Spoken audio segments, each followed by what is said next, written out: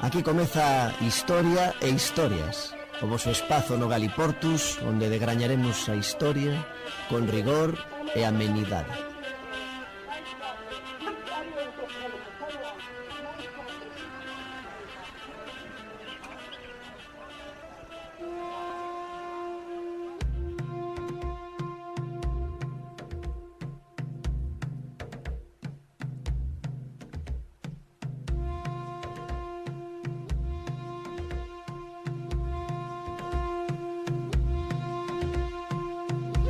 A última xornada do fútbol portugués quedou marcada por unha forte controversia que vai máis alá do deportivo. O coñecido como Derbi do Miño, disputado entre o Sporting Clube de Braga e o Vitoria de Guimarães, non só centrou a atención polo triunfo do conxunto bracarense 3-2, senón pola prohibición policial dun tifo elaborado pola afección local con marcado contido histórico e identitario. A iniciativa do clube e os seus seareiros pretendía exhibir un grande mosaico de carácter histórico no estadio no que se facía referencia a Braga como capital, antiga capital da Galicia e a súa ligazón co legado do reino suevo partillado históricamente coa Galiza. A composición incluía un texto en latín, mapas da organización romana, bracarensis, lucensis e astúrica e personaxes históricos do noroeste peninsular, reforzando a idea de que Braga xa tiña un papel central antes do nacemento de Portugal. O obxectivo era reivindicar a primacía histórica da cidade fronte ao seu eterno rival, Guimarães, nunha disputa simbólica de raíces milenarias que hoxe se traslada ao ámbito futbolístico, como non.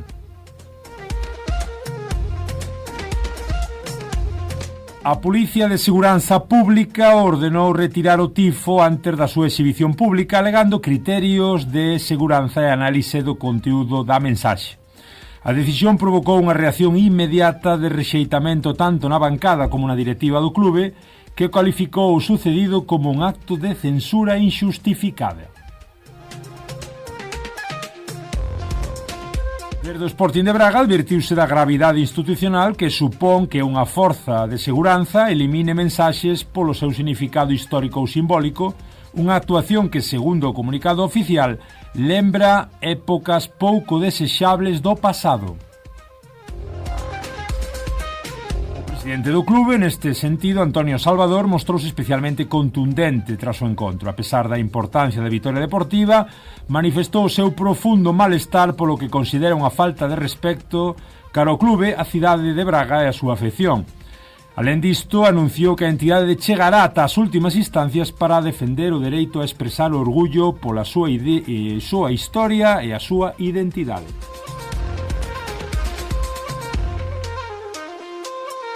Isto é o que escribía Enfoques.gal, a redacción da páxina do site Enfoques.gal, o 24 de febreiro deste 2026, baixo título Polémica no fútbol portugués. Prohíben un tifo do Sporting de Braga que reivindicaba a súa conexión co Reino de Galiza. Hola, boas, como estades? Eu son Germán Esteve do Germano a Portuguesa e aquí vos encontrades nun novo Galiportus Modo Express. Xa sabedes, chamámoslle Historia e Historias. Grandes historias e pequenas anécdotas, pequenos episodios que ás veces nos retrotraen a un pasado máis lonxano e ás veces nos levan a episodios actuais que nos falan da importancia de coñecermos a historia. Benvidos! E benvidas, aquí estades, como decimos, nun novo Historia e Historias na vosa Radio Arei 107.2 da FM con Carlos nos mandos técnicos e no noso apoio logístico temos outra vez máis o noso caro Abraham Dorraca. Boas, Abraham. Hola, moi boas. Hoxe falando do fútbol como espello social e evidentemente tamén dun tema, dun tópico que merece moitos especiais como ese consabido Reino da Galiza e un pouquiño que sempre, non? É unha temática que sempre está moi de moda do lado galego, non tanto do lado portugués, e agora vemos que tamén hai estas pequenas reivindicacións, estas pequenas grandes reivindicacións, porque digamos que un partido da Primeira Liga portuguesa é un espello que ven millóns de persoas dentro e fora de Portugal. Sí, alén de que hai esa tradición, non, así nos equipos do norte, reivindicarse como miñotos, non? Face o que sería pois outros... O derbi miñoto entre o Braga e o Guimarães. Aparte pois diso, desa a dinámica que se dá en moitos países, non? No caso, por exemplo, da España, pois ese deseño radial que traza ese centro periferia moi marcado, e entón pois ese sentimento ás veces no que serían os adeptos de algún equipo, non? Tamén reflexando iso, e no caso de Portugal pois sí que hai moito ese norte-sur, non? Históricamente. E claro, no caso do Sporting de Braga, pois concho, que Braga pois era capital conventual na provincia da Galicia, recibía o nome dun dos populi, non? Deses poboados deses povos, perdón, que se encontran as hostes romanas, non? Os Brácari. E dai pois toma ese nome, non é que non sei agora mesmo se había un poboado previo onde está a cidade, mas é onde se xuntan, non? Onde se crea un foro nesa división administrativa romana. E tamén será pois dunha banda a zona máis romanizada, a zona máis cristianizada, coas figuras de Martiño de Dume, que de facto penso que está un señor cunha cruz, e entendo que pode ser Martiño de Dume, non? Así no mosaico, no tifo este. É un tifo histórico, Abraham, porque é a primeira vez que se reivindica, como dicimos, nun espazo público así significativo, nun país tan centralista como Portugal e tan dependente das dinámicas lisboetas, pois esa raíz común do norte coa Galiza, e baixo ese título tan impactante de antes de existir Portugal, Braga xa era capital. Sí, aparte estou intentando ler, porque é unha das fotos que hai, aparece tamén un lema que é da bimilenar poboación precursor de tal tradición, non? Aparece así, están os focos. Entón, sí, saen esas figuras, claro, hai un Nacho vestido de romano que será tal vez décimo Xunio Bruto, se tamén podían en Porto, non? Que Porto é Portuscale, Porto dos Calaicos, non? Reivindican moitas veces ese encontronazo, esa batalla. Sí que temos a Martiño de Dume e outras figuras así aparecen, como ben dicías tamén, elementos que poden lembrar a imaxe estereotipada dos suevos, non? Porque tamén, pois iso, zona máis romanizada, zona máis cristianizada, con Martiño de Dume aí como bispo. Lembremos, Abraham, déixame ese inciso para algún despistado, unha vez que toda esa romanización entre o século I antes de Cristo, máis ou menos, sí.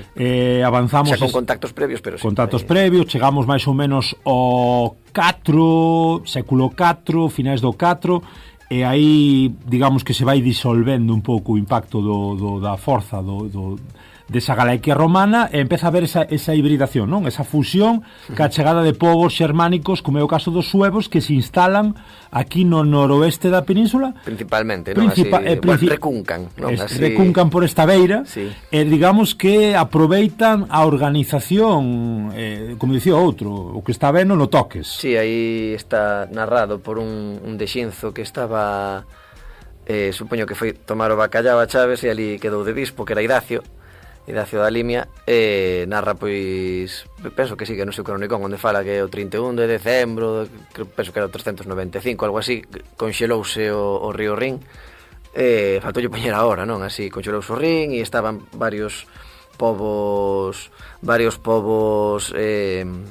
xermánicos do outro lado do Rin, xa tivera habido penetracións. E dixeron, agora que está conxelado, agora cruzamos. Claro, alguén dixo, vamos, dixeron, non hai suevos, pasaron, non? Así, hoxe diríamos, suxetamos cubata.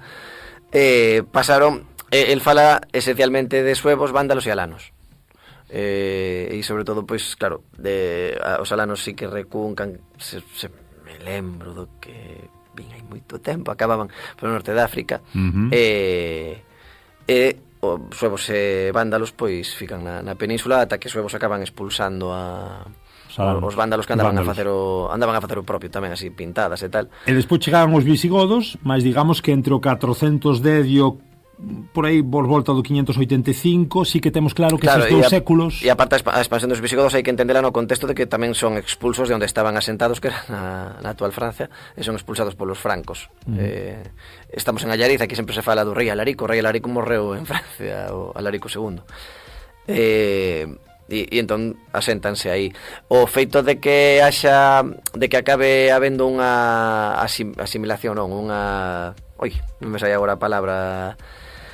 Hibridación? Non hibridación, é unha que cando un país absorbe a outro, unha absorción, vamos chamarlle así, que non é a palabra que tiña eu pensada. Sí, asimilación é boa tamén. Sí, iso, o suevo queda integrado dentro do reino visigodo, aparte de que sí que hai esa intención por parte do reino visigodo, tamén é por como o derradeiro rei con todas as da lei, no sentido de rei autónomo e a priori independente suevo, pois entra no xogo de tronos do reino visigodo. Están aí, sempre lle pregunto a xente se lembra das irmás que debuxaba Escobar, que eran Leovixilda e Hermenexilda. Pois Leovixildo e o seu fillo Hermenexildo están a pelexar no reino visigodo, e o rei suevo, ese último rei suevo, que moitos lembrarán pois porque tiña o bar suevo, non, aí co seu cuñado Antón e tal, era Miro reúnese co que sería o bando de Hermenexildo,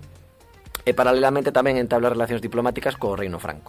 Xuntase en Ourense, ten corte en Ourense, e xuntase con Florenciano, que era un embaixador franco, e iso é o que leva a que unha vez Leovixildo ve que ten así o curral un pouquiño calmo, pois absorbe o reino suevo. Non é unha matanza tremenda, así que hai obviamente revoltas porque Miro, non me lembro agora exactamente se é deposto ou morto, asume o reino Eurico, e si é rei Eurico, o seu fillo, pero como rei vasalo do rei visigodo. Por iso decía que Miro pois é ese último rei autónomo, por así chamar. Digamos entón que para eume estamos aí no século VI. No século VI, digamos que o que está facendo un pouco este mosaico tan significativo, esta reivindicación da Braga capital, é un pouco transversal, non? Digamos, ese final da Braga romana e Braga que continúa a ser capital durante a época sueva. É nos vémolo así, claro, aquí no que o mosaico sí que aparecen pois esas fronteiras que normalmente aparecen así máis difundidas, non? Nos libros de historia ou en publicacións varias, pero xa o que a provincia da Galicia varía de extensión en función de distintas reformas administrativas desde o momento en que creada, non? Os conventos son previos a que se cree a provincia da Galicia, e hai un continuum, non? Realmente non hai como unha especie de extinción da provincia, así en plan chega alguén do ministerio e cámbialle, non, isto xa non é provincia, ahora é reino, non, e inclusive pois tamén o reino suevo vai mudando, non, o que é a súa extensión na península en función do momento histórico, entón claro, non é que haxa así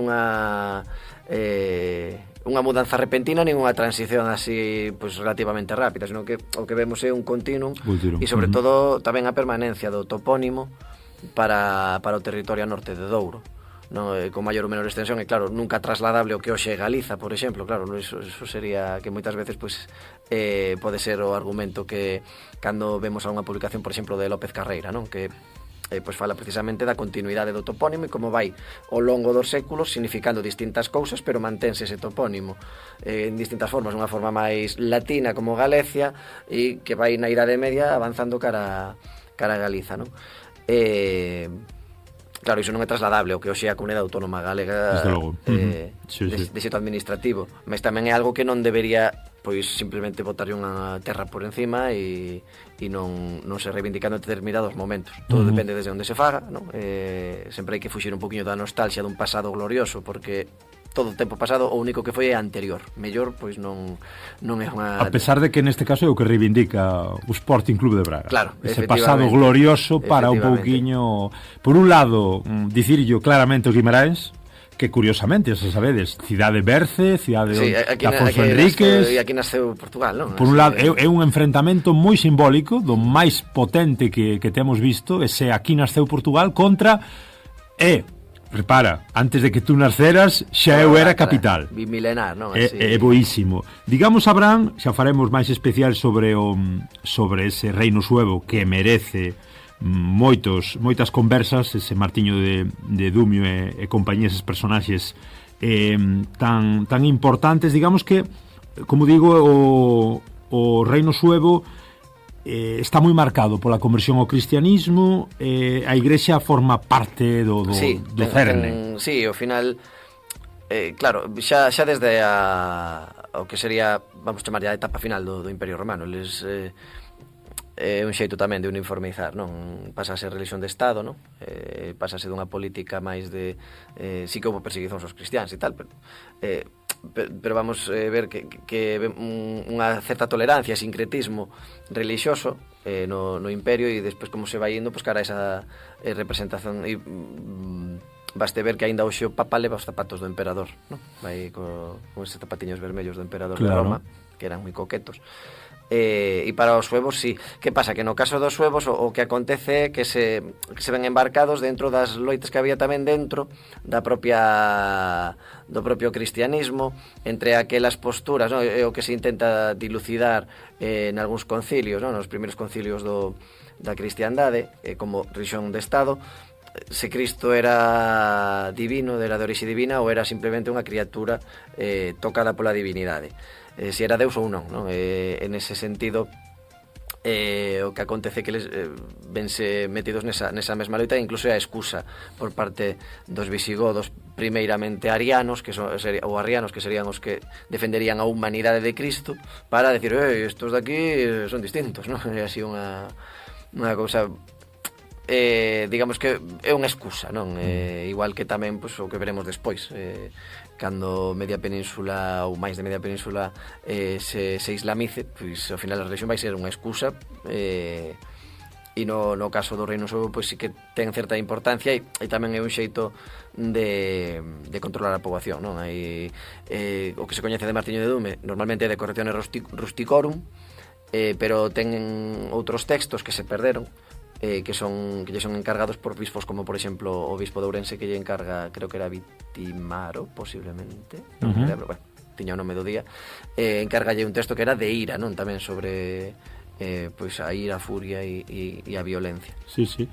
O Reino Suevo tamén habrán, digamos que ten un sistema de moeda propia, tamén, sí. Chega aos nosos tempos, e de feito aínda non hai moito, que estivo unha exposición moi interesante sobre o Reino Suevo en Ourense. In tempore suevorum. In tempore suevorum, sí señor, e aí puidemos observar todos eses vestixios que aínda se conservan de moedas. Sí, eles comezan a sacar moedas, así como se sacasen do peto, a cuñar moedas, non?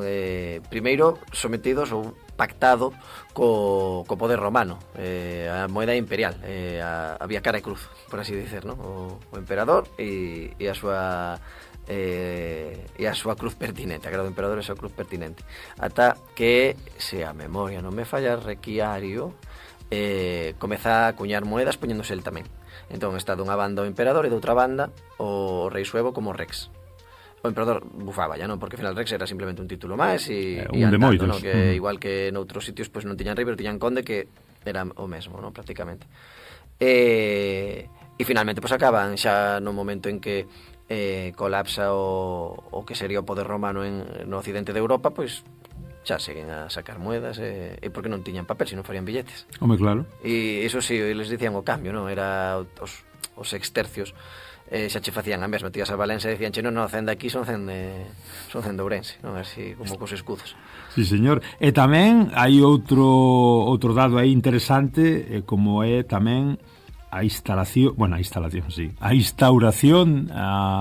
pouco o legado que aínda conservamos das parroquias. Claro, parroquia de Suevo, sí.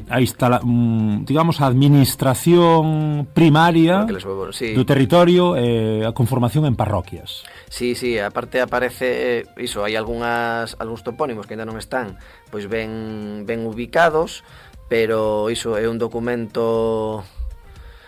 Pois agora mesmo non me lembraría, estou aquí con San Martiño de Dume, pero San Google sabe moitísimo.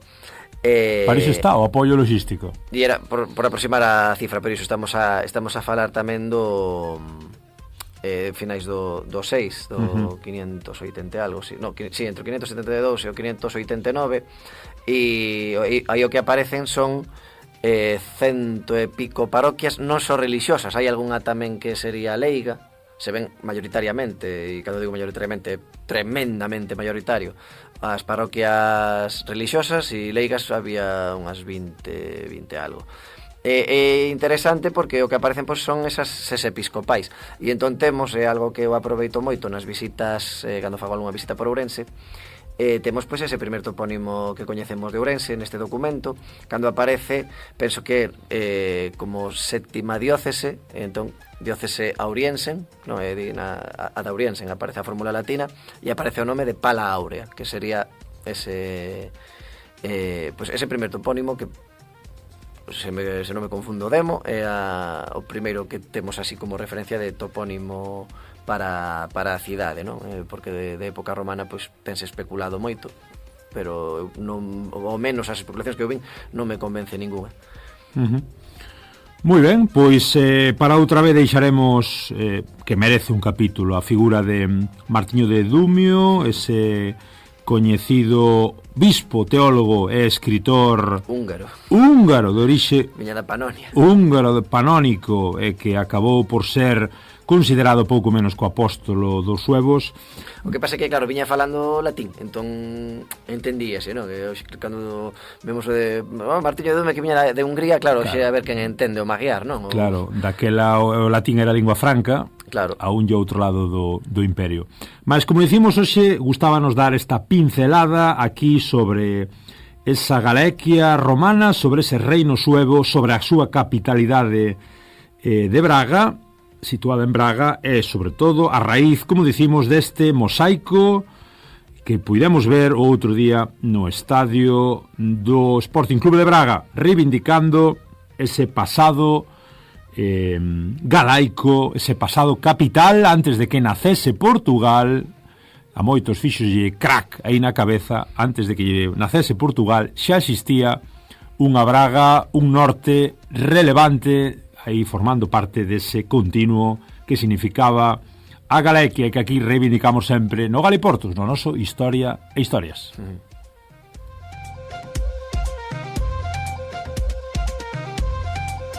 Historia e Historias, o voso espazo no Galiportus, onde degrañaremos a historia con rigor e amenidade.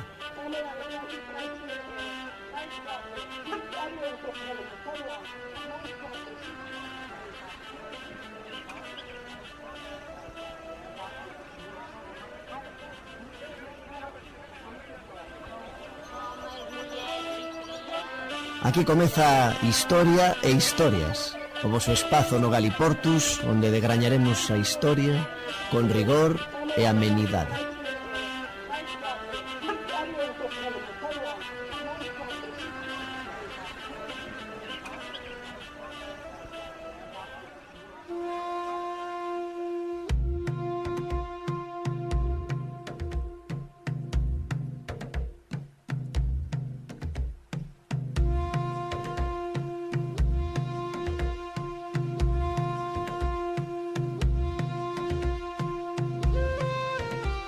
O historiador Vítor Pinto defende que a cooperación entre Portugal e Inglaterra remonta ao século XII, 239 antes do Tratado de Windsor, que oficializa a alianza diplomática máis antiga do mundo aínda en vigor.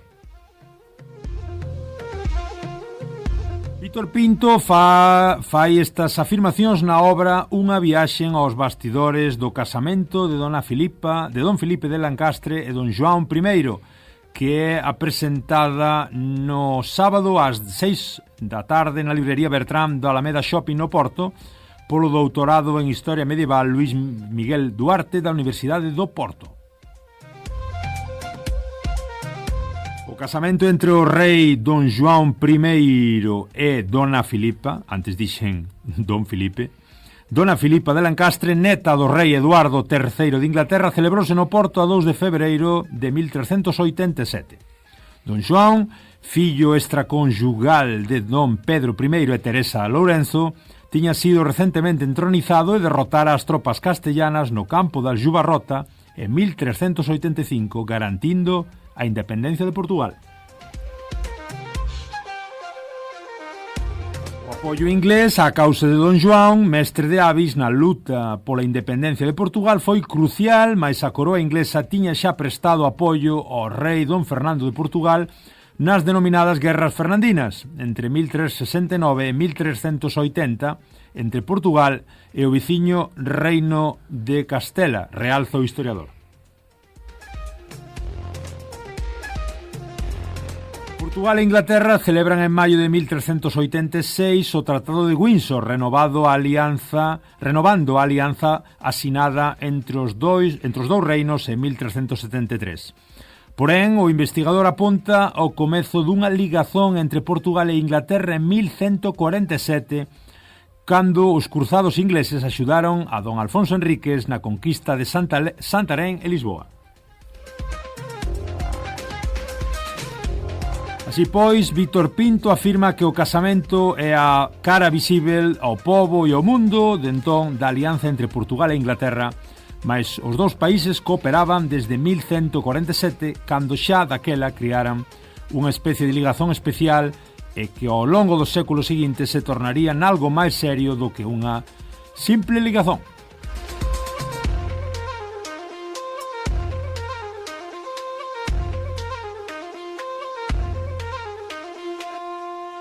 Isto é o que escribía a axencia Lusa para o público.pt portugués o 4 de maio de 2017, baixo título Relación entre Portugal e Inglaterra pode ser máis antiga do que se pensaba.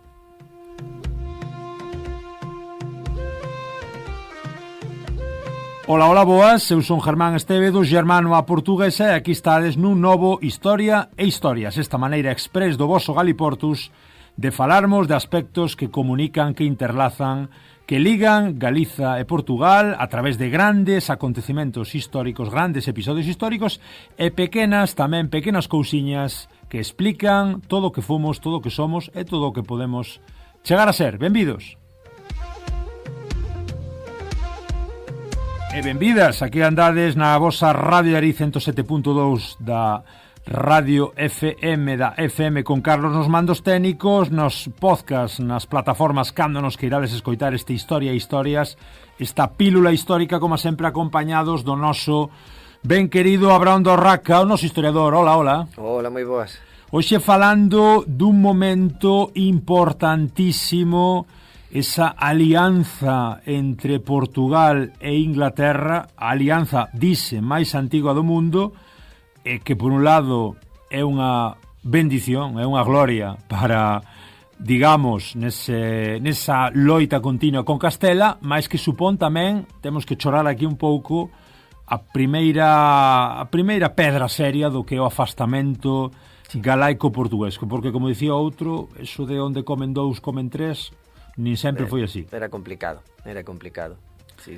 Temos aquí varios frentes, non, Abraham? Dun lado a batalla da Aljubarrota, ese rexeitamento a incursión castellana, e por outra parte ese tratado de Windsor que di que a partir de aquí Portugal e Inglaterra van trazar camiños paralelos de amizade e de unión. Mais o que acabamos de escoitar tamén é que esa unión, esa alianza xa parte no século XII, no século da independencia portuguesa, no século de aquí nasceu Portugal con Afonso Enríquez, desas, digamos, incursións cara sul, esa conquista de Santarém ou Lisboa, xa estaba, polo medio xa estaba tamén a coroa inglesa axudando.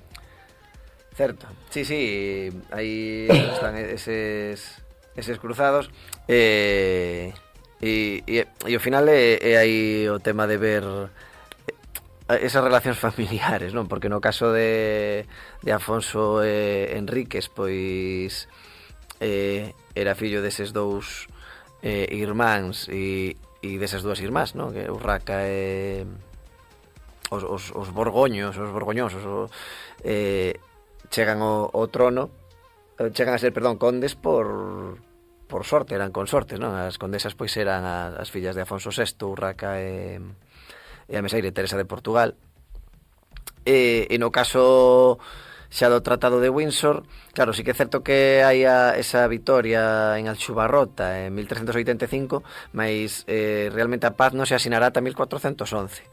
Entón a Portugal se lle interesaba ter aí ese tratado que segue en principio en vixencia, porque foi renovado, nunca foi denunciado, e inclusive no contexto da Segunda Guerra Mundial é invocado polo o do puro, por Winston Churchill, cando o Reino Unido emprega os Azores para actividade aérea contra a Alemanha.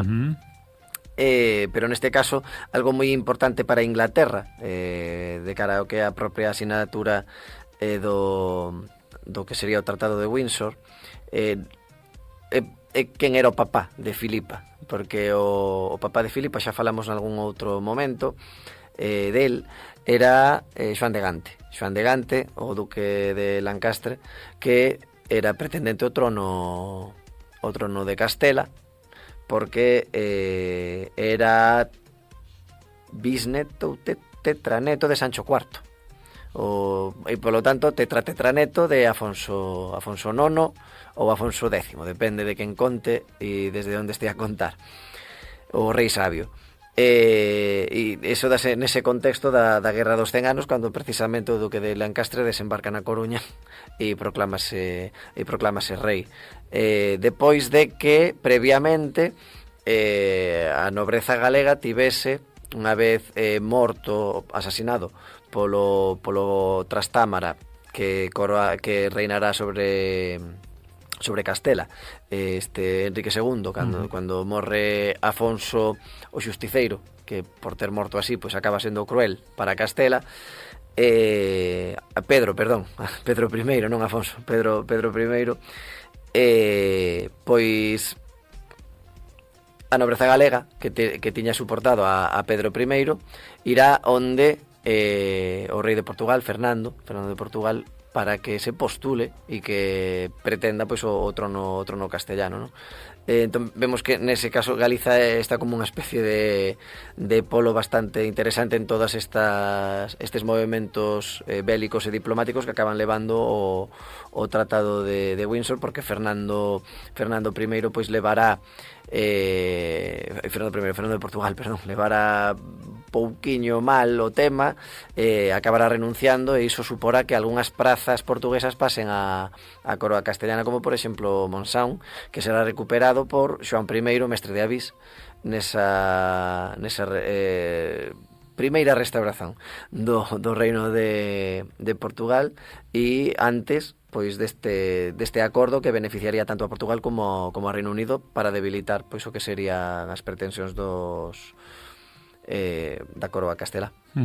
Un acordo efectivamente histórico que, pues alonxaba, como dicimos, a ese continuo galaico-portugués que achegaba Londres e Lisboa, as coroas de ambos os lados. Digamos que non temos que entender aquí ese relato de Estado-nación que non existía daquela, e que o tratado axudaba a prestar axuda, obrigaba a axudar as dúas partes, a axudarse entre elas no caso de ataque e invasión.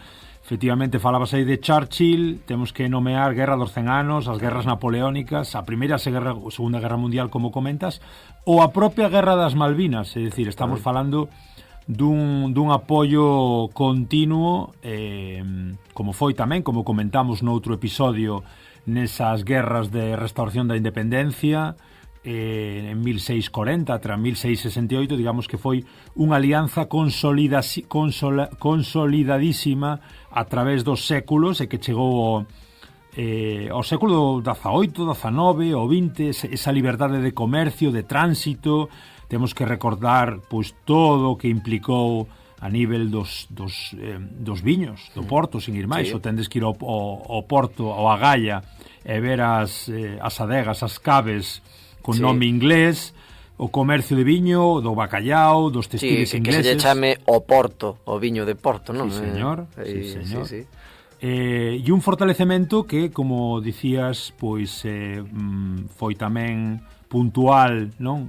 Nas Azores, nesa defensa do Atlántico, nas bases instauradas que herdaron os yanquis, os estadounidenses tamén aí en Portugal, esa base en Laxes, na Terceira, e que contou con respaldo británico en momentos de crise diplomática, como foi a invasión de Goa en 1961, que digamos que aí non foi atendido moito a chamada portuguesa, e antes, ese episodio que tamén nos gusta aquí recordar, ese mapa cor de rosa, aí sí que non houve moita alianza, aí dixemos papá e papá manda, e nós queremos chegar a Sudáfrica e vos non tendes por que chegar do Índico ao Atlántico. Efectivamente, cando se repartiu África na conferencia de Berlín na década de 1880, ¿no? Que estaban aí as potencias europeas, as de verdade, ¿no? Despois estaban as subalternas, e unha das subalternas pois era Portugal, que pretendía conectar Angola con Mozambique, e facer ese mapa cor de rosa, ¿no? Que aí os ingleses dixeron tururu, como moito deixamos vos que poñades esas películas en versión original. Sí que, bueno, que sí que temos que ter claro é que foi unha vitoria, Abraham, completa da diplomacia, non? En tempos actuais onde a diplomacia non pinta nada, nin está nin se lle espera, nas relacións xeoestratégicas, no contexto global, daquela sí que, ben, partindo un pouco de matrimonios e de esas ligazóns entre casas reais, mas foi un acordo pois fantástico desde o punto de vista da diplomacia. Sí. E aí segue, pois iso, en principio en vixencia e a priori beneficiando ambas partes. Se ven, pois supoño que dependerá quen se lle pregunte. Si preguntamos en Southampton, non é mesmo que si preguntamos en Pitois das Junias. Esas relacións dinásticas e culturais, efectivamente, esa influencia inglesa na cultura e na educación, que comentabas da versión. Incluso na lingua, cada vez máis. Na lingua, cada vez máis, na xente nova. Claro, esa pregunta que tanto nos facemos, en Portugal é que falan moi ben o inglés. Claro, aquí está a cuestión de falan inglés porque a fonética portuguesa é moito máis adaptable á fonética inglesa, ou porque tamén isto parte dunha relación de séculos onde o inglés... E de supremacía cultural tamén. Unha certa supremacía cultural que non conseguiu entrar do lado español, ou non sei se tanto. Aí a cuestión que quedará para outro momento de Portugal como potencia exportadora de funcionariado da Unión Europea e da ONU, e ese interese en aprender precisamente linguas para non ficar en Portugal, o cual tamén é unha imaxe bastante triste. Guterres, Costa, tantos... E funcionariado xa intermedio e do que non sae diante das cámaras, que está pois en Bruselas e por aí.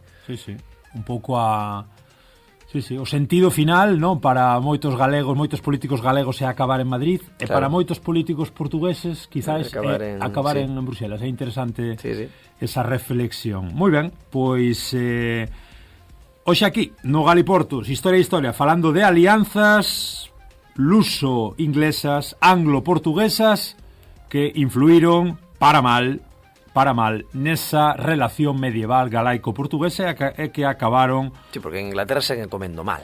É unha cousa... Non houve maneira de que chegara ali... Bacallao, non seguen comendo mal. Que fan? Fish and chips. Levan bacallao e fan fish and chips. Levan o viño e o bacallao, e despois o bacallao deixa... E o viño botanlle gasosa.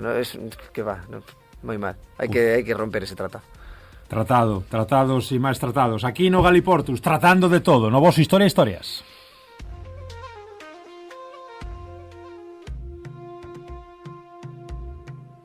Historia e Historias, o voso espazo no Galiportus onde degrañaremos a historia con rigor e amenidade.